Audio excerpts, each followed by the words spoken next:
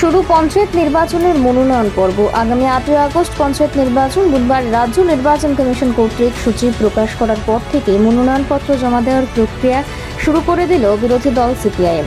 শুক্রবার ত্রিস্তরীয় পঞ্চায়েত ব্যবস্থার জেলা পরিষদের প্রার্থীর নমিনেশন প্রদান করা হয় বিশনগঞ্জ সিপিআইএম মহকুমার তরফ থেকে। স্তর পঞ্চায়েত এই স্তরের জেলা পরিষদ আসনে বিশালগড় মহকুমার 7টি কেন্দ্র, এই 7টি কেন্দ্রেই আমাদের প্রার্থীরা আজকে এখানে মনোনয়নপত্র দাখিল করবেন। সেই উদ্দেশ্যে আমাদের আশা, নির্বাচন আমরা চাই শান্তি সৌহার্দ্যপূর্ণ পরিবেশে মানুষের পবিত্র গণতান্ত্রিক অধিকারের ভিত্তিতে হোক।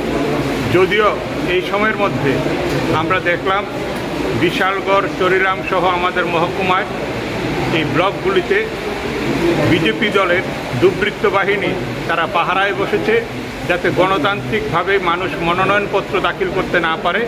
নির্বাচন কতটা কি হবে তা নিয়ে আমরা আশঙ্কিত, কিন্তু মানুষের পবিত্র গণ অধিকার প্রতিষ্ঠিত করার লড়াইয়ে সিপিআইএম পার্টি তাদের প্রার্থী দেওয়ার আজকে সিদ্ধান্ত নিয়েছে। পঞ্চায়েত সমিতি এবং গ্রাম পঞ্চায়েত স্তরেও আমাদের প্রার্থী দেওয়ার প্রচেষ্টা থাকবে। দেখা যাক বিজেপি দল কতটা সহায়তা করে শাসক দল হিসাবে।